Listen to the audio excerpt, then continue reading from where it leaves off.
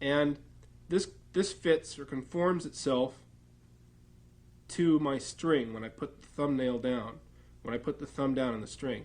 Then I play, and this also gives me a variety of tone possibilities. I can play just nail, I can play more on the tip of my nail for a thinner sound, or all flesh. So again, this is an ideal shape for the nail. Now let's finish off the nail we just filed.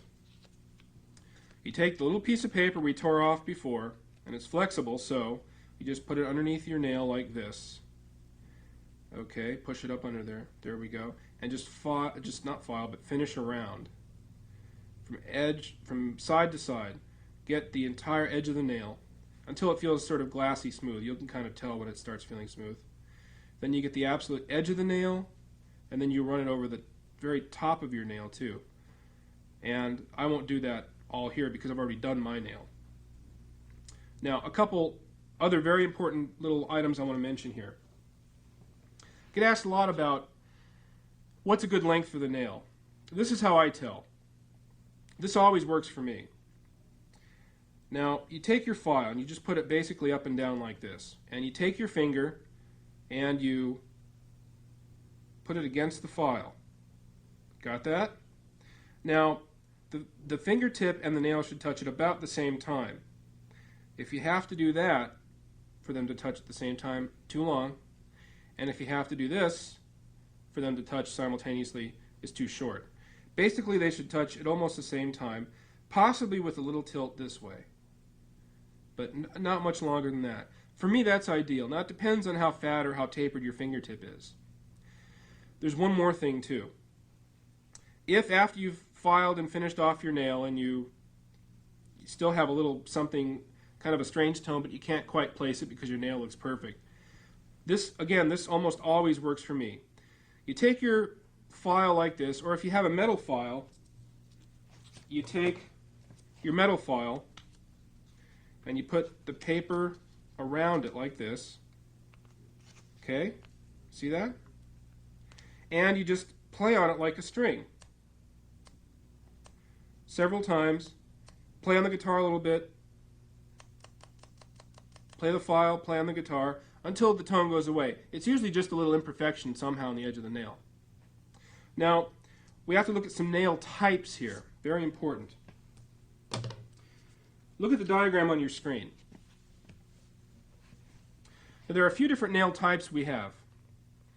There are, as you can see, type A is a nail type that's curved. B goes straight across. C is an all too common nail type where the middle of the fingernail hooks downward like a little beak.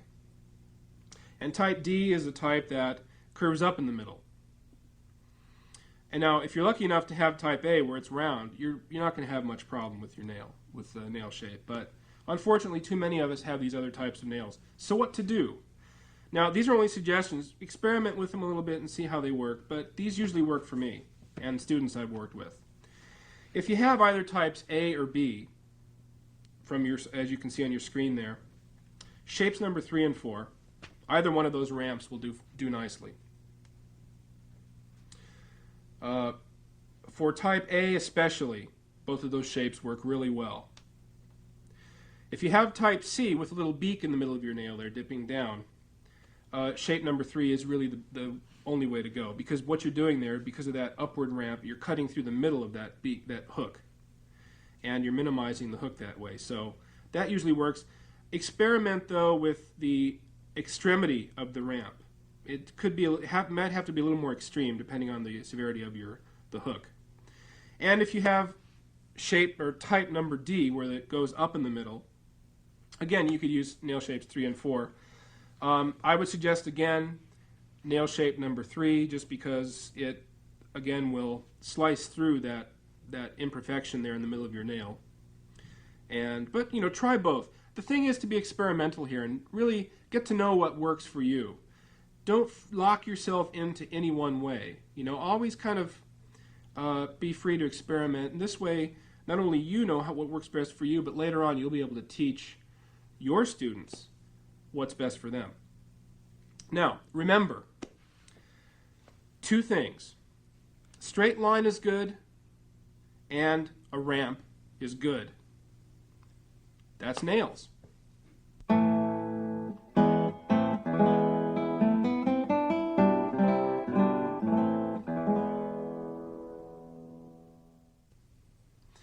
We can compare our finger to a leg. Let me show you what I mean. This would be, the big joint here would be the hip, this would be the knee, and the ankle. Hip, knee, ankle. Got that? Now for our purposes here, we're going to call this the knuckle joint, the middle joint, and the tip joint. Now let me show you how that would work on the guitar. Let me get set up here so you can see. There we go. Now let's describe it as we talk about a free stroke. Now ideally, for a good free stroke, you want the knuckle joint almost directly over the string we're going to play. So we're going to be focusing on my I finger here. Look at the I finger and G string. Now notice the knuckle joint is over the G string, more or less. Okay? Now, to play ideally, we want some follow-through space. I like to call it swing space because it's like swinging. Just like when you walk, your hip propels you forward.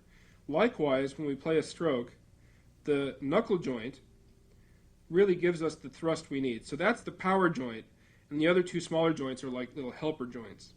They follow through as needed. So here we go. We have the large joint, or the knuckle joint, over the string.